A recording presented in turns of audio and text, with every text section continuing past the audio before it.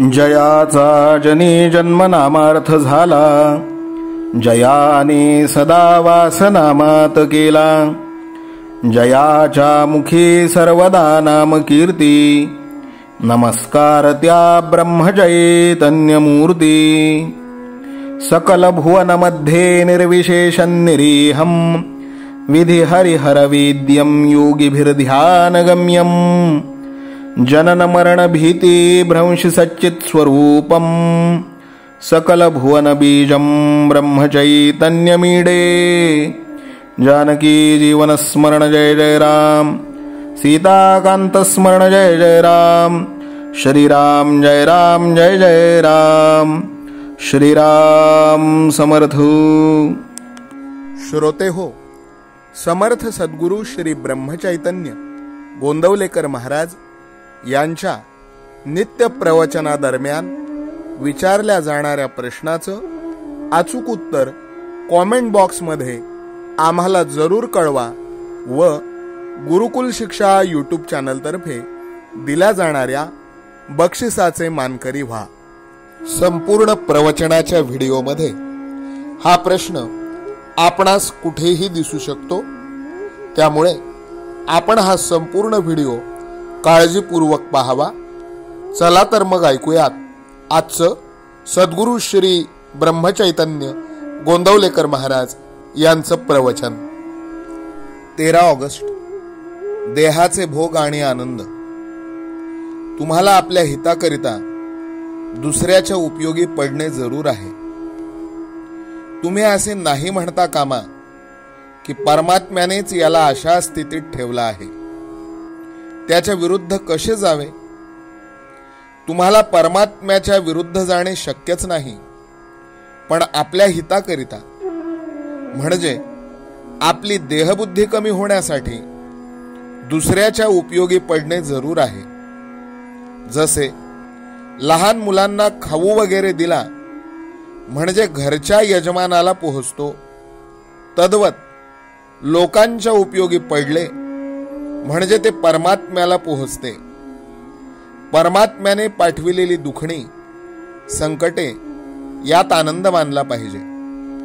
एखाद्या आजारी माणसाची देहकष्ट घेऊन शुश्रूषा करायला मी जर तुम्हाला सांगितली तर ते काम तुम्ही आनंदाने कराल. सद्गुरूंनी आपल्याला हे काम सांगितले याचा आनंदच वाटेल. मग परमात्म्याच्या इच्छेने येणारी दुखणी संकटे यांचाही तुम्ही का नाही मानू आनंद. पण परमात्मा आपला सर्वस्वी हितकर्ता आहे असा तुमचा दृढ विश्वास आहे कुठे. परमात्म्यानेच धाडलेली संकटे त्यालाच दूर करायला कशी सांगावीत. दुसरे असे की भोग हा भोगलाच पाहिजे. आता जर भोगला नाही तर तो पुढे भोगावा लागणारच ना. देह सुस्थितीत असला म्हणजे देहाचा विसर पडतो असे तुम्ही म्हणता, पण तुम्हाला देहाचा खरा विसर कधीही पडत नाही. त्याची आठवण सामान्यपणे असतेच. दुखणे वगैरे आले म्हणजे ती विशेषपणाने भासते इतकेच. दुखणे आणि त्याचे दुःख ही दोन निराळी असल्यामुळे दुखणे आले तरी मनुष्याला आनंदात राहता येईल. ज्याच्याजवळ भगवंत असेल त्यालाच आनंदाचे जगणे प्राप्त होईल. म्हणून ज्याला आनंदात जगायचे आहे त्याने नाम घ्यावे आणि भगवंताच्या अनुसंधानात राहावे. अनुसंधान कशाला म्हणावे.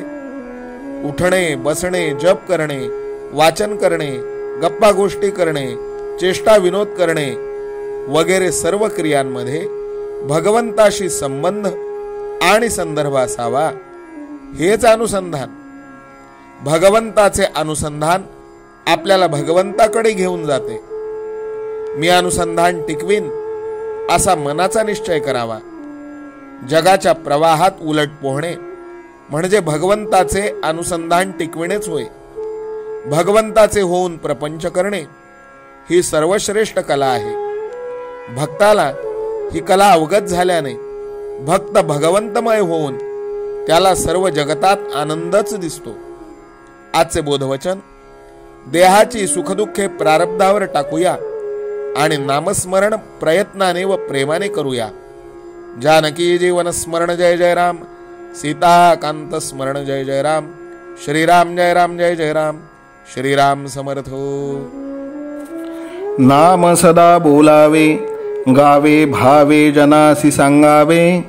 हाची सुबोध गुरूंचा नामा परतेन सत्य मानावे. नामात रंगुनी या व्यवहारी सर्व भोग सेवावे. हाची सुबोध गुरूंचा भोगा संगे कुठे न गुंतावे. आनंदात असावे आळस भयद्वेष दूर त्यागावे. हाची सुबोध गुरूंचा अनुसंधाना कधी न चुकवावे. गोड सदा बोलावे नम्रपणे सर्व लोकप्रिय व्हावे. हाची सुबोध गुरूंचा भक्तीने रघुपतीस आळवावे. स्वांतर शुद्ध असावे कपटाचरणा कधी न वश व्हावे. हाची सुबोध गुरूंचा मन कोणाचे कधी न दुखवावे. माझा राम सखा मी रामाचा दास नित्य बोलावे. हाची सुबोध गुरूंचा रामापाशी अनन्य वागावे. यत्न कसू न करीन मी यश दे रामा न दे तुझी सत्ता. हाची सुबोध गुरूंचा मानावा राम सर्वथा करता. आचार संयमाने युक्त असा नीती धर्म पाळावा. हाची सुबोध गुरूंचा खेळा ऐसा प्रपंच मानावा. दाता राम सुखाचा संसारा मान तू प्रभू सेवा. हाची सुबोध गुरूंचा संतोषा सर्वदा मनी ठेवा. स्वार्थ खरा साधारे नित्य तुम्ही नाम गायनी जागा. हाची सुबोध गुरूंचा मी पण जाळोन या जगी वागा. अभिमान शत्रू मोठा सर्वांना जाचतो सुखाशेने. हाची सुबोध गुरूंचा मारावा तो समूळ नामाने. राज्याधिकार येवो किंवा जावो समस्त धनमान. हाची सुबोध गुरूंचा भंगावे ना कदा समाधान. प्रेमात राम रमतो प्रेमाला मोलना जगा माझी. हाची सुबोध गुरूंचा गुरुरायाला तहान प्रेमाची. रघुरायाला तहान प्रेमाची. रामरायाला तहान प्रेमाची. जानकी जीवन स्मरण जय जय राम. सीताकांत स्मरण जय जय राम. श्रीराम जय राम जय जय राम. समर्थ सद्गुरु ब्रह्मचैतन्य रामानंद प्रल्हाद महाराज की जय. श्रीराम समर्थ.